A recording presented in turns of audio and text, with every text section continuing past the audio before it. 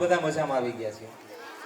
ખરેખર ખૂબ અદ્ભુત કાર્યક્રમ અને સૌથી વધારે ચિત્તાકર્ષક ધ્યાનાકર્ષક બાબત એ ગામના વડીલો. તમને તો હજુ મળવાનું થશે, શાળાએ પણ આવવાનું થતું હોય, તમારી સાથે તો મુલાકાત થશે, પરંતુ અત્રે પધારેલા વાલીગણ અને ગ્રામજનો આપને ખૂબ ખૂબ શુભકામનાઓ. આપની આ સક્રિયતા જોઈ અને શાળાની કામગીરી છે એ ઉડીને આંખે વળગે છે. શાળાની મહેનતમાં, શાળા પરિવારની મહેનતમાં આપનું જે યોગદાન છે એ મહત્વનું છે. આજે જામજોધપુર તાલુકો પ્રાથમિક શિક્ષણ વિભાગમાં જિલ્લા અને રાજ્ય કક્ષાએ અગ્રેસર છે. ખૂબ સારું કામ થાય છે દરેક સરકારી શાળાઓમાં. ઘણી બધી મર્યાદાઓ છે.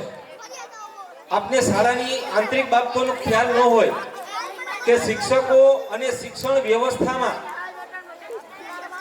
ઘણી મુશ્કેલીઓની સાથે કામ કરતા હોય છે. અમારું સતત મૂલ્યાંકન થતું હોય છે અને આ પરિસ્થિતિમાં એમ કહી શકાય કે ભારે ભરખમ મોટા બજેટવાળી પ્રાઇવેટ શાળાઓને ટક્કર મારે છે આપણી આ સરકારી શાળાઓ. અને આ ગુરુજી શ્રેષ્ઠ લાયકાતવાળા શિક્ષકો આપણી શાળાઓમાં છે અને વાલાસણ શાળાનો તો ભવ્ય ઇતિહાસ છે. 105 વર્ષ આ શાળાની સ્થાપનાને થયા છે.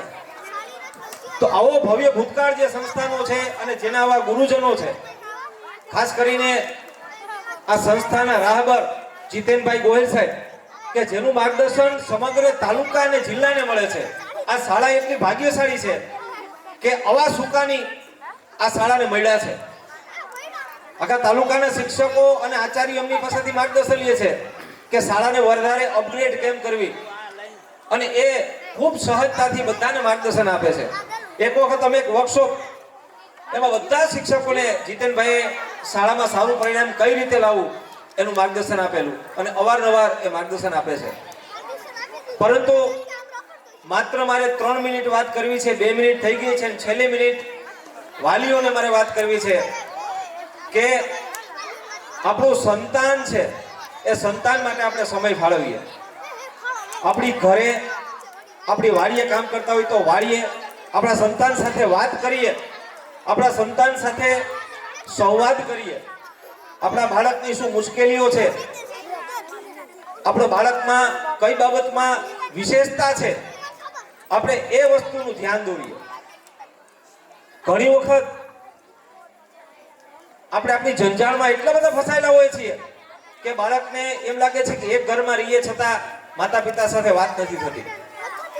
સાથે સાથે એક નૈતિક જવાબદારી એ પણ બને છે કે જ્યારે અમે નાના હતા ત્યારે અમારા વડીલો છે અમારા ખિસ્સા ચેક કરતા કે એવી કોઈ વસ્તુ નથી ને ખિસ્સામાં. બાળકો વ્યસન નથી કરવા લાગ્યા ને, હવે ખિસ્સાની સાથે સાથે મોબાઈલ પણ ચેક કરવા પડશે. બાળકો શું સર્ચ કરે છે, કઈ ગેમ રમે છે, કેટલી કલાક મોબાઈલનો ઉપયોગ કરે છે, એ સાથે સાથે બાળકનું વર્તન કેવું છે, બાળકમાં વિનમ્રતા કેવી છે, બાળક અભ્યાસ પાછળ કેટલો સમય પસાર કરે છે, બાળકના મિત્રો કેવા છે, આ તકેદારી પણ એક વાલી તરીકે આપણે રાખવી પડશે.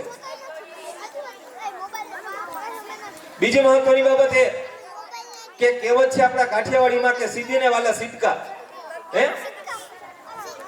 દરેક માણસને એના સંતાન વાલા જ હોય છે, પરંતુ પુત્ર કે પુત્રી પ્રેમમાં આંધળું નહીં થઈ જવાનું.